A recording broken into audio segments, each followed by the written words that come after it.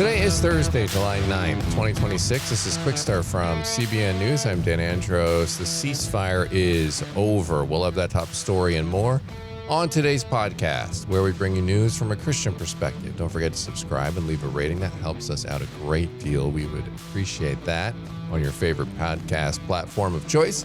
You can always email us as well. We enjoy hearing from you, as we're glad you're with us getting through the news of the day together. Quick Start Podcast at CBN.org. Joining me today to get through all the news of the day, CBN's Billy Hallowell. On the focus story, an ex-porn star who's now a pastor is on a mission to save marriages. We'll have the details there coming up on the focus story. And on the main thing, a fascinating archaeological discovery involving perhaps the most sought after sacred artifact in world history has the Ark of the Covenant back in the news. Raj Nair's got more on that coming up on the main thing. All right, I want to tell you about our sponsors, Christian Solidarity International of this podcast, longtime partners, and we love partnering with CSI because of the work they do on the ground, building networks of people who are in the most dangerous areas of the world to be a Christian. And they are doing the long-term work to rescue people. It's crazy. Tens of thousands of people that they've rescued over the last 50 years or so, as they've been providing not only practical help like food and clean water and housing and medical care. They do that all the time. But then they also help people rebuild. And then they actually physically go and get people. A lot of times you'll have these radical Islamists. They'll abduct people and they'll force them into marriages. And these are things that these people wanted nothing to do with. And then the governments actually back them up. The Islamists, they, in many places like Pakistan, which we're going to hear about this week, they back up the radical Islamists. And so people need to help them in order to get them out of these situations. And that's exactly what Christian Solidarity International does. And the way they continue to operate is people like you helping them out at csi-usa.org is where you go to do just that. csi-usa.org/quickstart. And you can be the hands and feet of Jesus to people in the most dangerous places in the globe because of the work CSI is doing. csi-usa.org/quickstart. All right. The ceasefire is over and the U.S. is fighting again. President Trump declared the Iran ceasefire over after Tehran attacked commercial ships in the Strait of Hormuz. U.S. Central Command says American forces struck roughly 90 Iranian military targets, including air defenses, missiles and drones, naval assets, and logistics hubs aimed at degrading Iran's ability to threaten shipping through the strategic waterway. Trump said the strikes were retaliation for Iran's attacks on commercial vessels and warned any future aggression would be met with an even stronger response. He also said Iran has reached out seeking a new deal, but questioned whether its leaders can be trusted to honor any agreement. The renewed fighting has already rattled the global markets. Oil prices climbed about 1% on concerns that instability around the Strait of Hormuz could disrupt worldwide oil supplies. And an incredible story over on CBNnews.com. Doctors had given up hope. Then after 10 days of nonstop prayer, a 28-year-old Navy veteran unexpectedly woke up.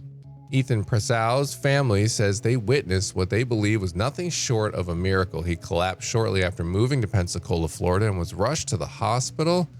Doctors diagnosed him with a severe heart infection. After life support was withdrawn and a hospital walk of honor had already taken place, the family received an unexpected call. He had awakened. They saw him smiling, squeezing his father's hand, and responding to nurses. And so doctors and nurses were absolutely stunned by the turnaround and his family, and he calling the recovery a miracle, and they're giving God the credit. You can read that full incredible story and more over at cbnnews.com. All right, we are going to go to the focus story now, and an ex-porn star who's now turned into a Christian and a pastor is on a mission to save marriages. So tell me about this. Yeah, this is interesting. Joshua Broome, we've had him on many times. He really lived in the depths of despair and chaos as a porn star. He's now a pastor who he's left that entire lifestyle behind. And he's got a new course out called Made Whole: Healing, Wholeness, and Holiness in a Sex-Saturated World. And it's a course he's doing alongside his wife, Hope. It's pretty cool. It's this 4-part video session, and it's a companion guide with exo marriage, where they're essentially sounding the alarm about the impact that pornography is having on young people, on couples, on everybody, not just kids, but adults and families. And really just kind of wild. We had a chance to talk with him about this, and he said, the data would say that the average age of exposure is 12, meaning that 12-year-olds on average are the ones who are seeing porn. He said, but I think that is somewhat skewed because I'm seeing a trend lower and lower. He talked about how pervasive the nature and availability of it is. And he said, you look at the implementation of how schools are using tech, and there's so much technology. It's sort of like it's like this perfect storm, right? You have technology, you have young people, and they're all being exposed to these really graphic images. And so one other thing that was interesting he talked about is that 84% of kids who encounter porn for the first time are victims of secondhand exposure, meaning that they weren't looking for it when they saw it. They saw it because somebody else showed it to them, or they stumbled upon it, somewhere there's an unprotected device, or they're at a friend's house and they're seeing it there. And he said it's just so wild how these trends are unfolding. Yeah, it is wild, and it's disturbing as well. But what does Josh say about porn's impact on our minds? Yeah, obviously with kids, their brains are still developing. And so you're dealing with exposing kids to this addictive thing. It's like a drug, right? And a lot of the focus is on children, but he also talked about adults. He said, when it comes to an adult, you're teaching your brain that you need something greater than reality. You're sort of impacting your brain in a way that is supernatural. So you begin to desire something that you can't replicate naturally. So you're looking at this thing that is not realistic, that is not true, and suddenly that's what your brain and your body now wants. And so you're conditioning yourself for something that doesn't really exist. And he said, all of a sudden you have this appetite that is insatiable because you can't actually obtain what you have a desire for. And so you're on this hamster wheel of feeling bad about what you did, looking at porn, then you do it again, then you feel bad about it again. And it's like over and over and over again.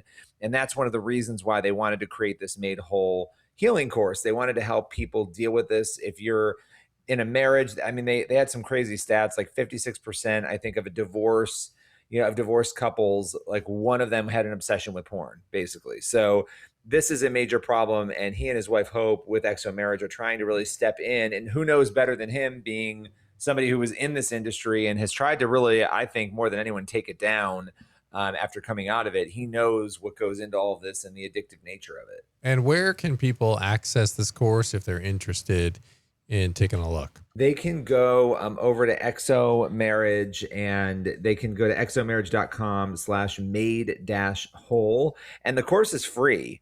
And it's like under an hour. It's different. I think it's 4 parts. They can go in and they can take it. But again, he said that a lot of what we're dealing with is people are in an over-sexualized society. They don't understand sex, intimacy, relationships. And so because of these preconceived notions that are developed outside of God's design, there's confusion. And so again, people can go check that course out, exomarriage.com/made-whole. Yeah, obviously this is a big issue. And, we really have to think about our device usage, because you're not going to be able to block your way to purity and to a desire because like you said before, it's just very difficult. Somebody's friend will show, even if you put up all the safeguards and everything. And so, well, you should do safeguards to not make it so easy, or at least more difficult, to find their way to explicit images and hopefully prevent them from seeing them. But really, we got to build a desire in our kids and in ourselves to not pursue this and to hate this sin and to want to walk away from it. And it is a very, tempting sin, and a lot of people fall into it. And so, yeah, it's like a full comprehensive approach to attacking this issue. And it's one of those ones that brings shame. So people don't want to talk about it as much. And so it's good and Josh is one of those guys, obviously, given his past, he has, played his cards face up on the table and is turning this around and turning it into a really powerful ministry that he does to combat this. And he knows firsthand, as you were saying. So yeah, there's a lot going on here, but yeah, certainly with the way technology is now, kids are just so predisposed to, the chances of them bumping into this stuff. And even then you watch like mainstream stuff, right, Billy? Like just the amount of, how we've progressed from the days of Elvis where he couldn't shake his hips without people. Oh no, that's too crazy for TV. Now the stuff that's on regular TV is pretty explicit at times. So yeah, a lot going on here on this issue. Glad Josh is sort of taken and fighting it. Yeah, absolutely. It's an important one, so we appreciate it. And we're going to go to the main thing now, and a very fascinating discovery involving one of the most sought after artifacts in world history, the Ark of the Covenant, back in the news. And to unpack this very interesting discovery, CBN's Raj Nair is joined by our resident Israeli tour guide, Yoav Rotem, for the details. That's today's main thing. A fascinating archaeological discovery about perhaps the most sought after sacred artifact in world history has the Ark of the Covenant back in the headlines. Well, to figure out what's really going on here, let's bring in everyone's favorite Israeli tour guide, Yoav Rotem. Shalom, Yoav. Shalom, Raj. All right, my friend, what's going on here? All right, so we have a super interesting findings from a site that's been excavated, for many years, but since 2017, there's a delegation led by an American archaeologist, Scott Stripling, and they found just the last season in the last month, super interesting findings. I just want to remind you, Shiloh is the place that the Ark of the Covenant, the tabernacle, Eli and Samuel and Hannah and all of these stories are happening in Shiloh. The Ark of the Covenant was there for 369 years, according to what we have in the Bible, before it was taken by the Philistines in the Battle of Ebenezer, and later on we'll get to Jerusalem, to the temple. So it's a super important site, and what they've discovered there during the years is a big platform. If people have been there, they remember they started to find out the platform, and lately, just last month, they came out with a finding connected to big walls that fit exactly to the time period, but also to the structure and the directions of maybe the building of the tabernacle or the platform of the tabernacle where it was situated. But there's more to that. More findings has come out of the ground that are, I haven't seen exactly the date, but the datings are going in between the Middle Bronze Age, late Bronze Age into maybe even Iron Age, which is the time period of the tabernacle in Shiloh. They found ceramic little pomegranates, together with also stones of horns of an altar. We know the horns of the altar. They found stones that can be horns of an altar, maybe connected to what used to be there. And an amazing finding that they found also are bones.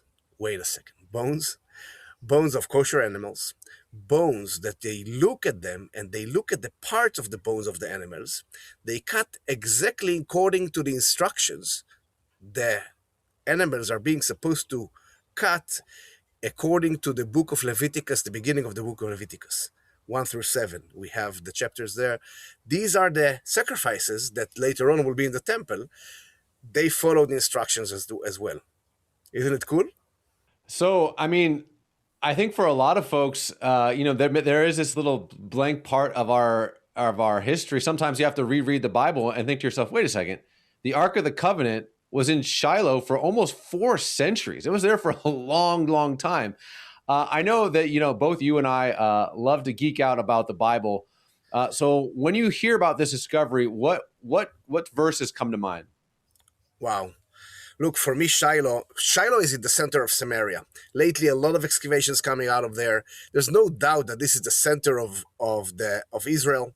The Israelites are settled there. You know, there's no, when you travel there, you really understand how important is this place for the highway along there, and controlling the land and the agriculture, why Samuel and Eli and you know, why it was choose to be the place for the holy site until we get to Jerusalem.